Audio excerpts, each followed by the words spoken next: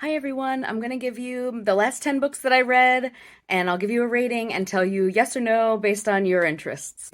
So we'll start off with Bunny by Mona Awad. I gave this 5 stars. It's about a young woman in a graduate writing program who becomes enmeshed in a cultish female group of friends called the Bunnies, who may or may not have nefarious intentions. I would say yes if you love weird books, yes if you've ever been in a creative writing workshop, and yes if the premise of dark academia meets Mean Girls sounds fun to you. And I would say no if you need your books to make sense. Next, I'm going to cheat on this one. I read Divine Rivals and Ruthless Vows, which is a 2-book series by Rebecca Ross, and I gave 5 stars for book 1 and 4 for book 2. It's a beautiful YA series about rival journalists in a strange retro yet fantasy world where gods are at war and humans seem to be like the casualties. You really got to trust the process with these blushes. So I would say yes if you love a Rivals to Lovers book, and yes if you love books that make you put your hand over your heart a lot of times. No if you're not into YA or fantasy, I guess, but it's not really high fantasy, and it's such a beautiful series. So yes. Next up is Below Zero by Ali Hazelwood. I gave this one 3.5 stars. This book, like many of Ali Hazelwood's books, is a STEMinist rom-com. It's about a scientist who works for NASA, and she falls in love with another scientist. It's very short. Yes, if you're in a reading slump and you want just a bite-sized nugget of delicious romance. And no, I guess if you're looking for more of a meal. Next is Everyone Here Is Lying by Sherry LaPena, or LaPena. I gave this one 3.9 stars. It's like a neighborhood mystery where a young, like slightly problem child goes missing, and then you get like the fallout of that. And as the title suggests, there's a lot of untruths to unpack. So I would say yes if you love an addicting mystery with a big twist, and I would say no if that doesn't interest you or if you're looking for something with a little more meat. Next up is The Heaven and Earth Grocery Store by James McBride.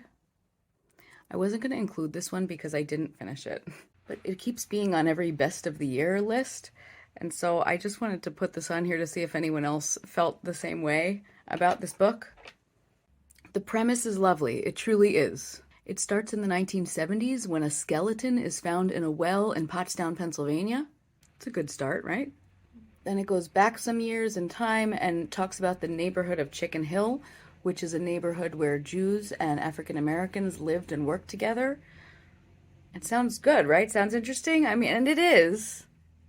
But there are just so many characters. And I just kind of felt like every time I would start caring about a character, it would just like, boop, jump to another character. And after a while, I just started kind of like tuning it out and losing interest and not caring about anyone. I'm sad because I really wanted to like this one. If you finished it and you think I really should go back and give it another chance, please let me know. And we're starting with The Senator's Wife by Liv Constantine. I gave this one 3 stars. It's about a woman, Sloane, whose husband dies in a freak accident, and she later remarries the widower of her husband's cousin who had also died with him in the same accident. He happens to be a senator, so now she's like in the world of being a politician's wife, but Sloane also has lupus, so she's dealing with that. She gets a new caretaker named Athena, who simultaneously seems very helpful, but also a little sus. I would say yes if you like intrigue, a little gaslighting, and if you liked Liv Constantine's other book, The Last Mrs. Parrish, although that one is way better. I would say no if you don't like things that are a little tedious and a little predictable, and if you haven't read The Last Mrs. Parrish, because you should read that one instead. Okay, the next one is The Spare Room by Andrea Bartz. I gave this one 3 stars. It's about a woman named Kelly who is fresh off a breakup. She has not much going on in her life, and she moves in with her childhood friend who is now part of a glamorous and wealthy couple. And things get sexy and intriguing and even dangerous. So I would say yes if you like books with lots of tension and spice, but no if you don't really like spice in books that aren't really romance novels. And also no if you need to root for your main heroine, because I found this one kind of annoying.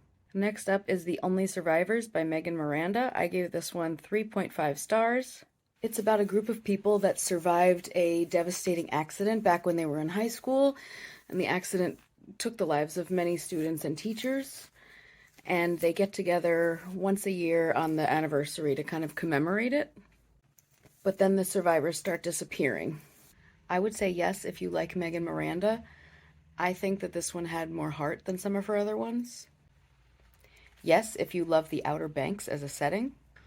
But the book did feel a little bit tedious at times, and I kind of thought the ending was a little ho-hum, so no if you need your books to not be that way. Remember, it could just be that I read so much that, like, things like that do seem ho-hum to me, even though they wouldn't to most people. Next up is Butcher and Blackbird by Brynne Weaver. I gave this one 3.7 stars, and I don't know, with the hype that this book got, I expected more. Imagine that a male and female Dexter meet, decide to have a annual murder competition, and over time fall in love. It's dark, it's sweet, it's funny.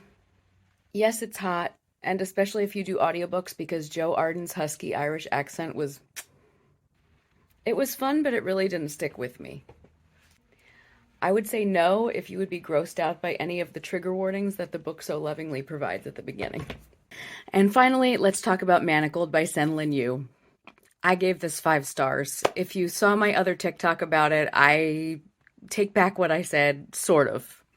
I'm posting a longer video about this later, but hot damn. If you're not familiar with this book, then you must not be on TikTok, because people on TikTok won't shut up about it. But now I kind of understand why. The book is a Harry Potter fan fiction, which I'm almost embarrassed to say because it's very out of character for me to read a fan fiction.